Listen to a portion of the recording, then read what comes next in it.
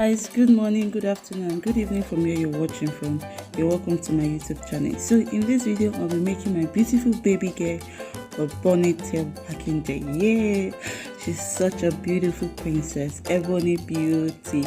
So what I did is just to blow dry her hair with a straightener. I retouched the hair, but not too well. I just want the hair to be light, so I just dry it, comb. So I'm going to pack the hair with a rope.